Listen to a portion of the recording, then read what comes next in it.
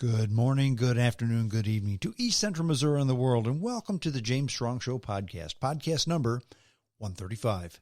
Thank you for joining us. Thank you for making us a part of your day. I appreciate it. This podcast was recorded on the morning of Saturday, August the 3rd, from the James Strong Show studio in western St. Charles County.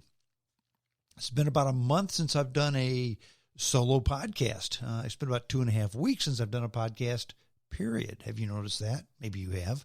I did a podcast in the middle of the week, so I missed a Saturday. Then I missed last Saturday because I was camping, I was fishing, I was having a great time. So here we are again on a Saturday with a podcast. And it's a podcast that I put a lot of time, effort, and work into because it's a topic I feel that's important. It's a topic that I think may be one of the biggest problems we have in the country today. It has to do with divisiveness. And the topic of my podcast is Whitey talks about racism. And Whitey would be me. Okay. A lot of people think, well, white people can't talk about racism unless there's a black face in the room. Well, that's just not true. And I'm going to prove it because there's only one face in the room, and it's my white face, and I'm going to be talking about racism today for the podcast. Let's start with the way I like to start things all the time, okay? And that's with a fact and a definition. What is racism? Well, Webster defines racism as a belief that race is the primary determinant of human traits and capacities, and that racial differences produce an inherent superiority of one particular race. I'm going to read that again. According to Webster, racism is a belief that race is the primary determinant of human traits and capacities, and that racial differences produce an inherent superiority of a particular race. Never did I hear the word white or black or yellow or red. Just different, okay? That's how Webster defines racism. That's how I define racism. If you define it a different way, perhaps you're smarter than Webster, okay? I'm not going to deny that. But every time in this country, it seems like if one person disagrees with another, particularly, and maybe not exclusively, but especially when it comes to politics, if one group disagrees with another, they're racist. And I've never bought off on that because when one politician from one group calls another politician or another group who's from a different thought process racist, usually they're just looking for some word to damn the other, like Nazi. I'm going to call you a Nazi. Okay, no, you don't have a swastika on your shirt. You didn't kill 4 million Jews, so you're not a Nazi, okay? People tend to jump the shark when they want to damn someone who doesn't agree with them. Now, I don't know what happened to the day where two people just can't disagree, okay, and discuss their differences. No, you have to ostracize them and turn them into the Antichrist to get your point across. I'd like to think that if you're a true statesman or a person who can put 10 words together, you could find a way to convince people in your own words that you're right, not necessarily that the other person is wrong. I came across another story. In fact, let me take a sip of my coffee first. Back to the Columbia roast. Very good. But I read an article in the Washington Post by a guy named Michael Tesler about race. And by the way, Michael Tesler, to look at the guy, he looks as white as I am, okay? And this article in the Washington Post by Michael Tesler says, it talks about America's long denying of racism, okay? In other words, America's been denying racism for a long, long, long time. And in this article, which is well written, and not, I'm going to say it's not fake news. It's factual, but maybe some of the facts were omitted, okay? But it talks about Trump's racist tweets about U.S. Representative Elijah Cummings' House District and against the Squad. Ocasio-Cortez, and the rest of them. Okay, the four women of color who were negatively tweeted by Donald Trump. Okay, it says Trump's racist remarks about Elijah Cummings and the Squad. It gives case, and the article also gives cases of white America's denial of poor treatment of blacks from the Reconstruction period to the Jim Crow era into the 1950s. And actually, it's treated very fairly during those times.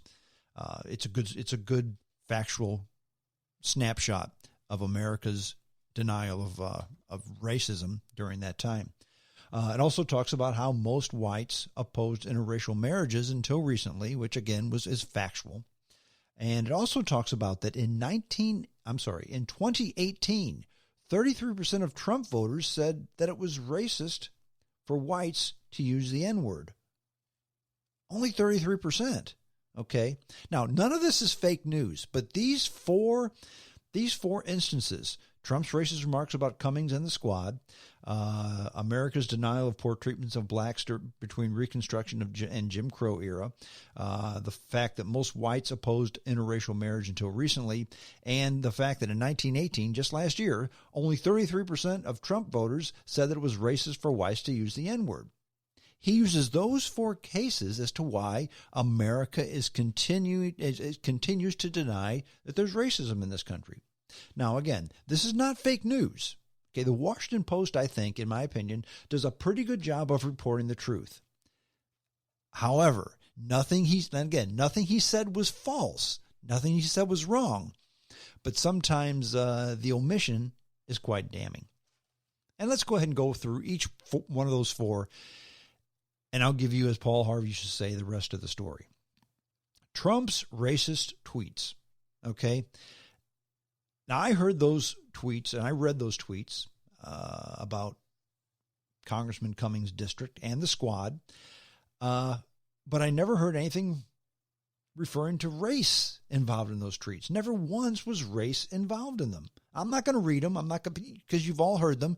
If you forget, go back and look at them again. But they were disparaging remarks about Cummings and his district and the Squad. Cummings and the Squad are people of color.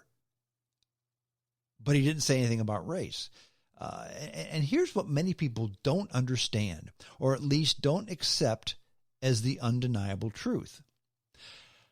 I'm going to read the definition of racism again and then make my statement. At the risk of being redundant and boring, please stay with me. Webster defines racism as a belief that race is the primary determinant of human traits and capacities, and that racial differences produce an inherent superiority of a particular race. That's the definition, okay? Racism is disparaging an individual because of his color. Saying negative things about someone who happens to be of another race is not racist. You follow what I'm saying? Why, this Trump, he criticized Representative Cummings, who's a black man. He must be racist. He criticized the people in his district, so he must be racist. No. Now, Trump's remarks, in my opinion, were insensitive. They were hurtful. They were divisive. They were juvenile. They were unpresidential. They were all that. I didn't like them.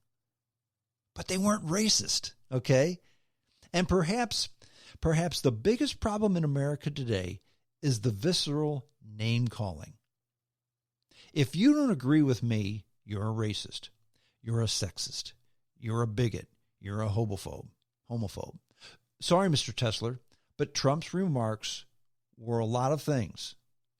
But racist wasn't one of them, if you want to use Webster as the yardstick. Now, number two, America's denial of poor treatment of blacks from Reconstruction through the Jim Crow era. That was the 1950s. And that statement is true. And he cites lots of facts, lots of surveys, lots of studies that back up his statement. Fair enough. I buy this as fact. But something to consider. The 1950s ended 60 years ago. That's 60 years, people. Think of the people who you know out there still wielding a lot of power who were wielding power in the 1950s. Now, there's a handful of them, okay? Many of them running for president or who are president, okay? But the fact of the matter is 60 years ago was a long time ago, okay? And to even mention Reconstruction, please, Reconstruction? The 1860s and 70s? Stop it. To say America's a racist country because of what happened after the Civil War is ridiculous. It's totally ridiculous. That ship has sailed. Now, are all black Americans treated fairly today? No, absolutely not. Okay. And I've made this statement before. If you're black in this country, my opinion, if you're black in this country and you're white in this country and you want to achieve a goal, if you're white and you have to do 10 things, if you're black, you probably have to do 12 or 15 or 20. You have to do more. It's harder. It definitely is harder. Okay. So are things totally fair for everybody of the same color? No. But to cite facts from 1865 to 1959 as being the criteria, surely you can do better than that, Mr. Tesler. Or not. Statement number 3. Most whites opposed interracial marriage until recently. Okay. But why lead with whites? And that's the thing that bothers me. Anytime we talk about racism, we talk about white people versus black people. It's almost always that. And again, Webster doesn't define race as white or black. It defines it as different. But he led with whites, okay? So here's my question. How did others view interracial marriage until recently? Well, he doesn't say. But I will. At least for today's statistics, because isn't that really what matters? Okay. There was a poll in The Economist. It was the YouGov Economist poll. And it says that 17%, this is from 2018, last year. Fairly recent. Very recent, in fact. It says 17% of Americans oppose interracial marriage. 17%. It's not a lot. But let's break that down. 15% of Hispanics oppose interracial marriage. 17% of whites oppose interracial marriage. 18% of blacks oppose interracial marriage. And 19% of other ethnicities oppose interracial marriage.